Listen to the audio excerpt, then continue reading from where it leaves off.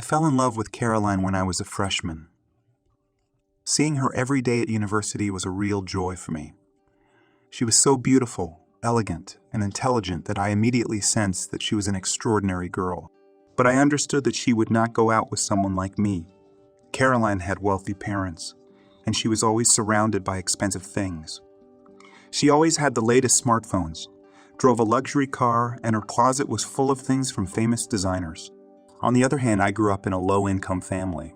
Our finances were tight, and I couldn't afford such luxurious items. However, before I asked her out on a date, I decided I had to change my situation. I understood that Caroline was used to luxury and the good life, so I decided to get a job to earn money and satisfy her desires. I wanted to be able to take her to expensive restaurants and give her expensive gifts, just like her parents did.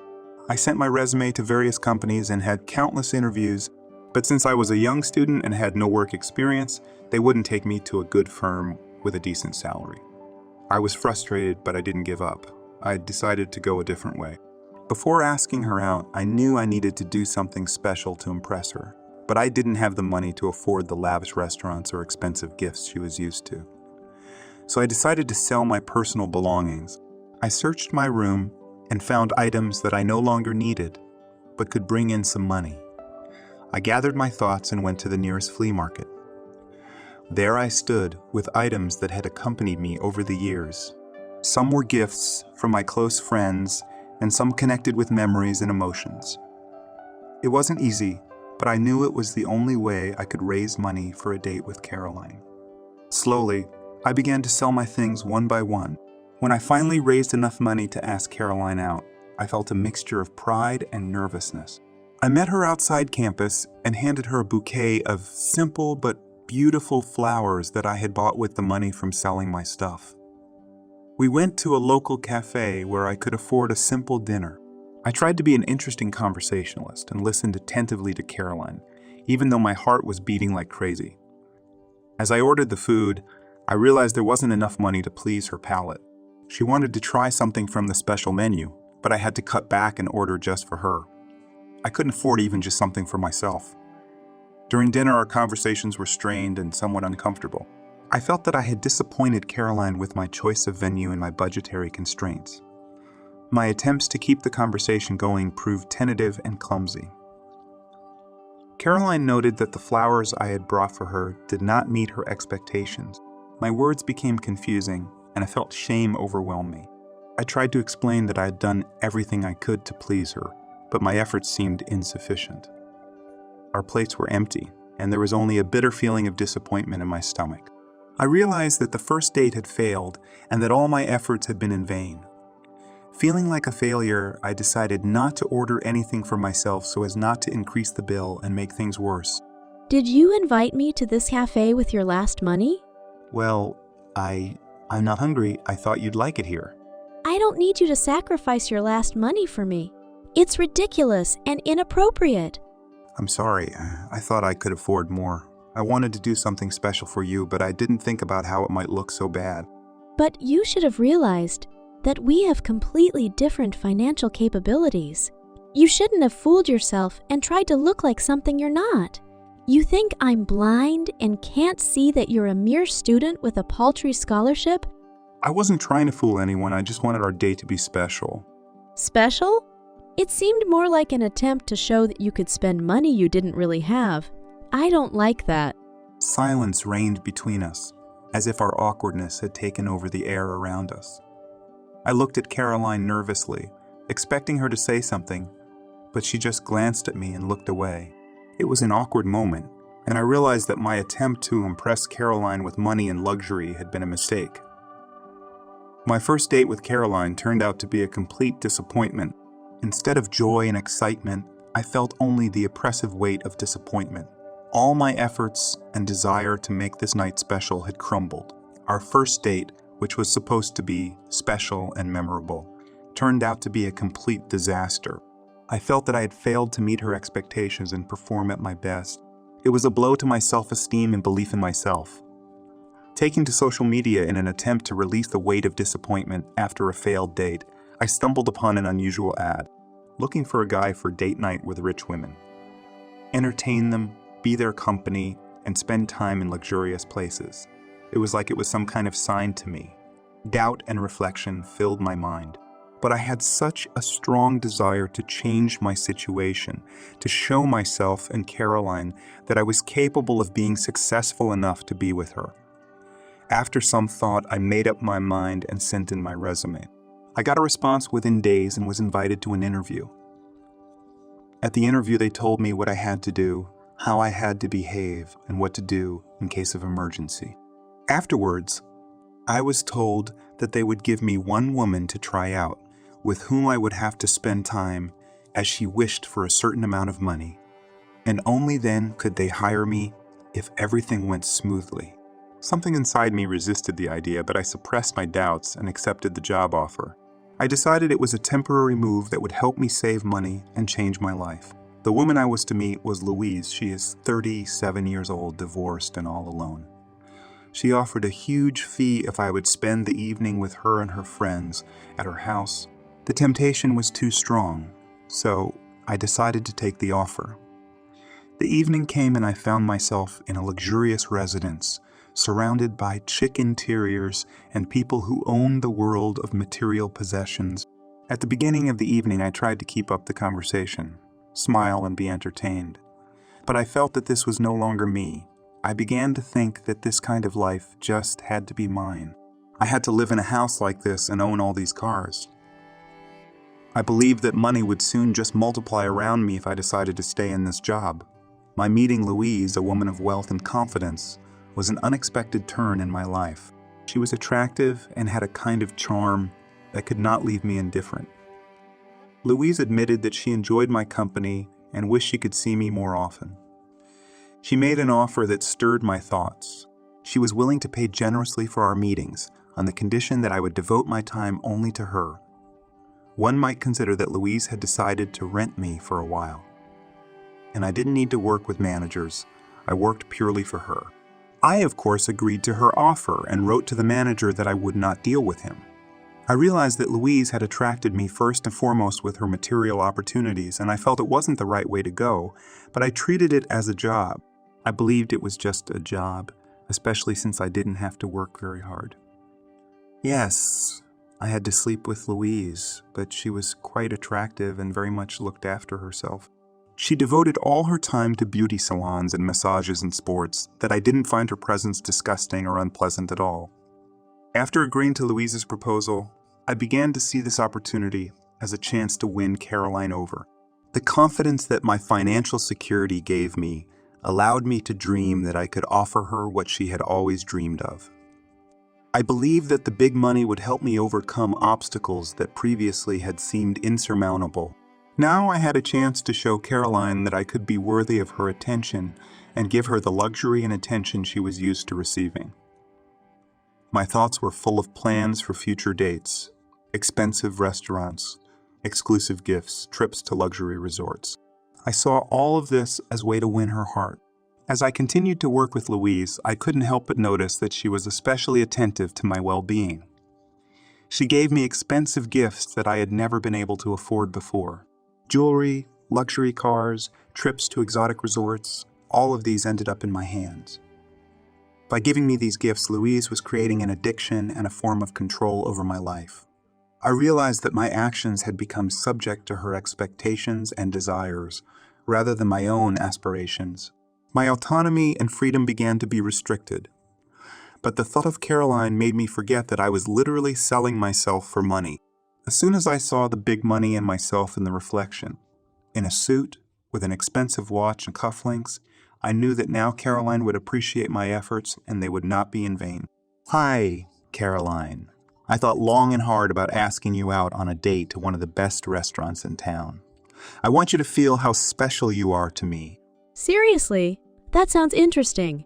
Can you afford this kind of entertainment? Or is it just the last of your money again? Yes, it's true. I couldn't always afford such luxurious places. But I got a job that helped me save some money. I want our date to be special and memorable for both of us. You seriously got a job that allowed you to take me to a place like this? Let's see, intrigued. You're definitely gonna love it this time. Louise, I told you I went to a bar to hang out with friends, but really I was getting ready for my date with Caroline. My date with Caroline was filled with emotion and nervousness. I tried to look my best, chose stylish clothes, and even wore an expensive watch that I had received as a gift from Louise. I wanted to show Caroline that I was capable of more, that I had changed and was willing to give her everything she deserved. Caroline seemed to pay attention to my appearance. She was evaluating my new shirt, my hair, and even noticed my watch. A look of surprise appeared on her face, and she couldn't resist asking a question. Mark, where did you get such an expensive watch? I found a good job that gave me some financial stability. Now I can afford some things I used to dream about. But what kind of job is it? I want to know more about your successes and how you achieved them. Tell me, Mark. I understand your curiosity, Caroline, and I appreciate your interest. But at this point, I prefer not to reveal details about my work. It's important for me to focus on our date and our communication. Okay, Mark. I respect your decision. But still, I hope it's an honest and legitimate job because it's important to me that we build our future on a foundation of honesty and trust. My gaze reflected some confusion, but I tried to remain calm. I was aware that I wasn't yet ready to fully open up to Caroline and tell her about my work. That was my choice and decision. It was important for me to show her that I had changed and was ready to offer her a better life, but I didn't want to ruin our communication with these details. We continued our date, trying to forget about my watch and my job. Instead, we laughed, chatted, and enjoyed each other's wonderful company. In the back of my mind, I hoped that my efforts and gestures would show Caroline that I was real and honest and that our future together could be something special. As time went on, the relationship between Louise and I became more intimate and intimate. We spent more and more time together, and she continued to lavish me with expensive gifts and entertainment. Gradually, I began to get used to this new way of life that Louise was providing for me. However, as our relationship progressed, the thought of Caroline rumbled through my mind. I couldn't get over the fact that it all began with my desire to make money to impress Caroline. Even though I was in a relationship with Louise, she was still only a temporary solution, paying me expensive gifts and providing me with a new lifestyle. I was still undecided as to what I should do. If I broke up with Louise, Caroline would not be with me because I was a beggar. But if I didn't break up with Louise, I wouldn't be able to have a normal relationship with Caroline. While I hesitated to do anything, time passed, and Louise became more and more attached to me and forced me to be close to her. She kept asking me to sleep over at her place. I used to tell her that I had a long commute to school, when really I just wanted to be able to see Caroline from time to time. And if I lived with Louise, she would be controlling me all the time. I realized that my relationship with Caroline was suffering because of my involvement with Louise. She often expressed frustration and dissatisfaction, feeling that she was not getting enough attention and time from me. I knew this was fair and that I had to change the situation. But what could I do? I tried to talk to Caroline about having a lot of work, but she didn't believe me. Mark, I don't feel like you're spending enough time with me. I feel like we've become distant from each other, and it's very difficult for me. I'm sorry, Caroline. I understand that my business and work takes up a lot of time, but I'm trying. I'm working hard to secure our future. I know you're trying, Mark, and I appreciate your efforts. But sometimes I feel like work has become your top priority, and I'm left in the background. I'm very sorry if you feel that way, Caroline. My work does take a lot of time and effort, but I promise I will try to change things. I don't want you to just promise, Mark. I want you to act. I need more attention and time from you. I want to feel that you care about me and our relationship. When I decided it was time to break up with Louise, she told me something that turned my life upside down. She told me that she had bought me a new car. It was a shocking confession, and I realized that now I had no choice. Louise had used this gift to bind me to herself and force me to live together. I found myself caught up in a difficult situation, and my heart was torn apart. On the one hand, I wanted to be with Caroline, build our future together, and give her my love and attention. But on the other hand, I couldn't give up the money and wealth that Louise was offering. It was a dilemma in which I found myself entangled.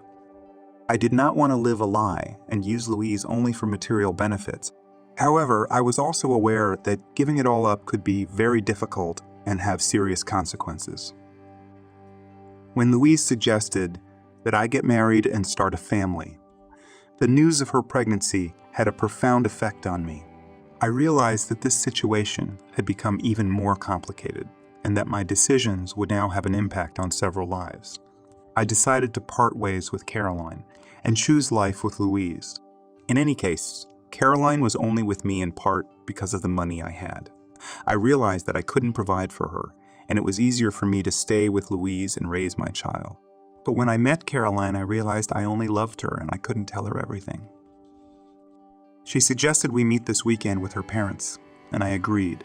It was Saturday night, Louise had gone somewhere, and I had a chance to go to meet Caroline's parents. I entered the restaurant with a nervous feeling inside. My eyes immediately fell on Louise sitting next to a man. They were talking and laughing, and Caroline was next to them. A wave of disappointment and sadness rose in my heart. It was clear to me that Louise was Caroline's mother, which she hadn't told me much about. All the puzzles fell into place, and I realized that the Louise I was working with was the mother of the woman I was in love with. It was impossible, and I couldn't believe my eyes. I quickly fled the restaurant without giving Caroline's parents a chance to see me. There was a mixed feeling of relief and deep regret in my mind. I knew I couldn't hide from the truth forever, but for the moment I needed time to think.